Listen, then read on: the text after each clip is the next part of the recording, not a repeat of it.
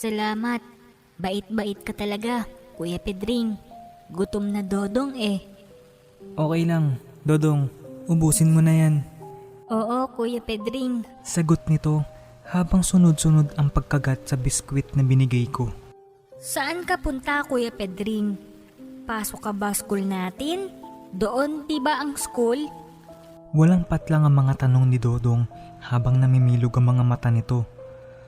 Napangiti ako dahil nagawa pa niyang ituro ang direksyon ng dati naming school noong elementarya pa kami.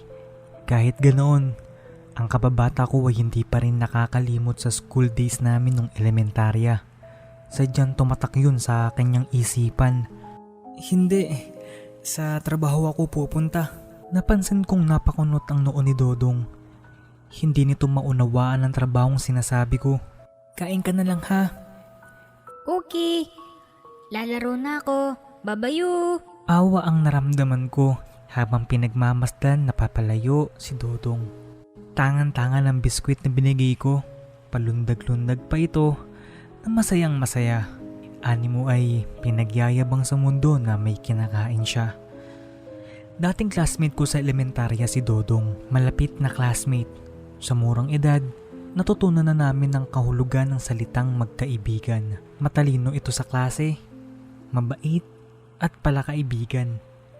Hindi nga lang ito sinuwerte sa buhay dahil nang maghiwalay ang kanyang mga magulang dahil sa pambababae ng kanyang ama, nagpakamatay naman ang kanyang ina. Hindi nakayanan ng isip ni Dodong ang mapait na karanasang iyon sa buhay. Tinakasan ito ng katinuan noong bata pa. Mistulang pinagsakluban ng kamalasan, maging ang kanyang sariling ama at mga kamag-anak ay tuluyan siyang pinabayaan. Ngayon, nagtatrabaho na ako at isang kaluluwang palaboy sa lansangan ng aking kababata. Sa anumang paraang makakayanan ko, tinutulungan ko si Dodong. Tuwing sweldo, hindi ko nakakaligtaan bilhan siya ng pansit na paboritong-paborito niyang kainin. Pero kung gipit din ako, kahit biskwit, tulad ngayon, ay binibigyan ko siya. Mistulang isang taong grasa na si Dodong. Madumi, mabaho, payat at salat sa lahat ng material na bagay na maaarang ipagkaloob ng lipunan. Ang pinakamasakit, maging ang pagmamahal at atensyon, ako na lang yata ang taong nagpaparamdam nun sa kanya. Nawala lang ang isip ko sa aking kababata nang makarating ako sa aking trabaho. Graphic artist ako sa isang publishing company sa Quezon City. Iba't ibang klase ng libro, magazine, pocketbooks, cookbooks, romance book ang nilalabas ng aking pinapasokang kumpanya. Pedring, overtime tayo mamaya. Kailangan maipresent na natin sa editor ang layout this week. Ikaw ang gumawa ng inside page at covers ng Playtime at e-games. Ako na bahala sa dalawa pang magazine na kailangan nating matapos. Pahayag ni Sir George, ang senior graphic artist ng opisina at aking immediate boss.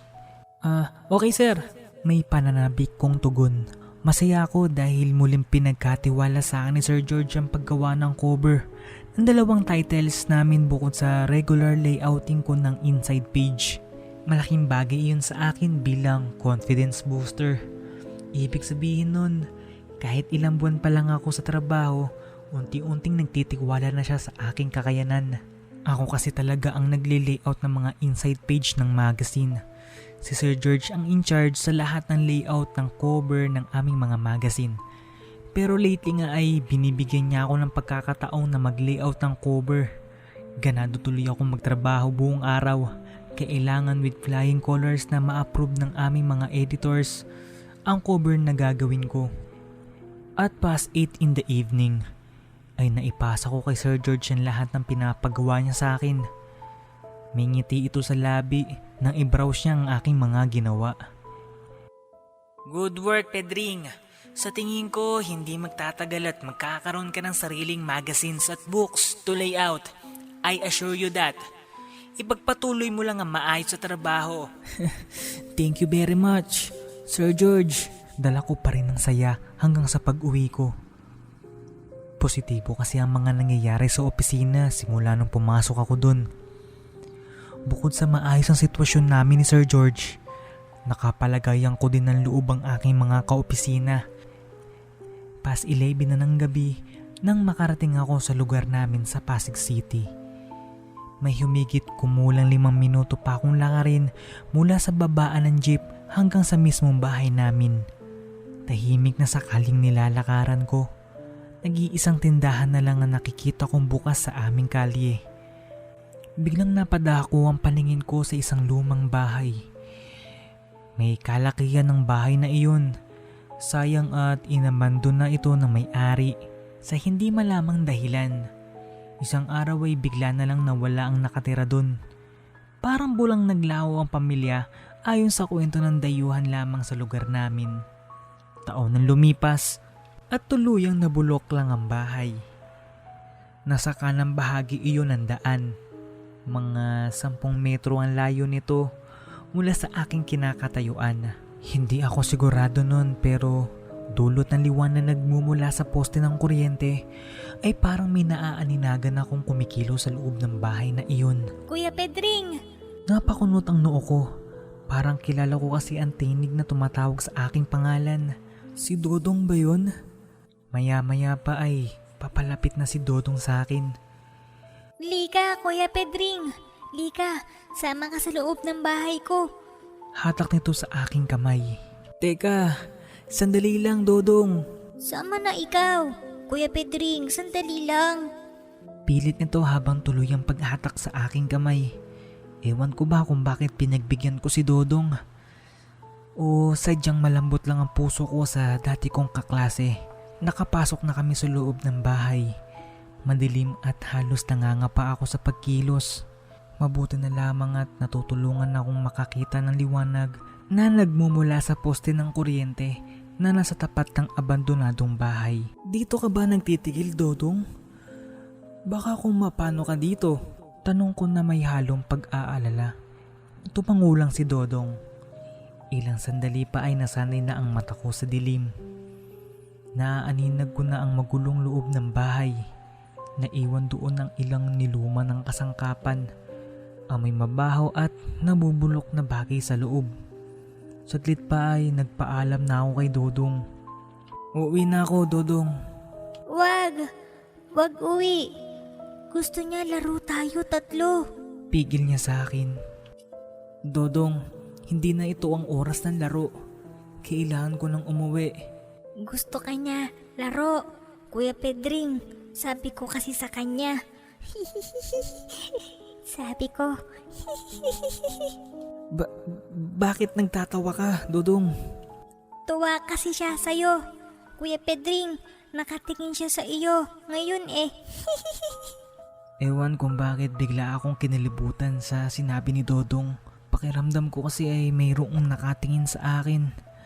Hindi ako kumikilos sa aking pagkakatayo pero pinapakiramdaman ko ang paligid.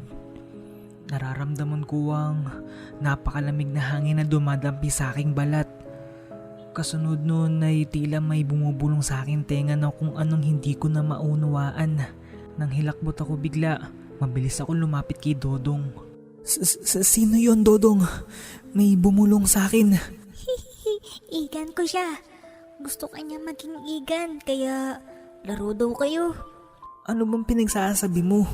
Walang ibang tao dito, Dodong. Tinatakot mo ko eh. Pilit na ikinala ko ang paningin ko sa kabuuan ng bahay, pero sadyang wala akong makitang ibang tao dun. Pagkuway, magpapakita siya sa iyo, Kuya Pedring. Ha? Anong magpapakita? Sino? Sumidhi ang takot na nananahan sa aking sarili. Para akong biglang nanlambot. Humawak ako sa isang kamay ni Dodong. Habang sa gilid ng mata ko ay may imahe akong naaaninag sa isang sulok ng bahay. Ipinikit ko ng mariin ng aking mga mata. Takot akong may makita na kung ano. Ayan na, igan ko, Kuya Pedring. Pilit ni Dodong. Naduwag ako ng todo. Gusto kong sabihan si Dodong na kung sino man ang kaibigan niyang yun ay sana huwag na magpakita sa akin. Habol ko ang paghinga at hindi ko binibitawan ang hawak ng isang kamay ni Dodong. Sa tabi ko ay naririnig kong panay lang hagikik si Dodong. Natanda na hindi ito maunawaan ang masidhing takot na umaalipin sa akin. Marahan kong iminulat ang aking mga mata. Saglit pa ay nakita ko ang sinasabing kaibigan ni Dodong. Isang bata ito. Nakatayo sa isang sulok. Kumilos ang bata papalapit sa akin. Eksaktong iyon, tama ng liwanag sa mukha ng bata. Ay nanlaki ang mga mata ko sa matinding takot. Wasak ang kalahating bahagi ng mukha ng bata. Sunog pa ang mukha nito at nakalawit pa ang eyeball ng kanyang kanang mata.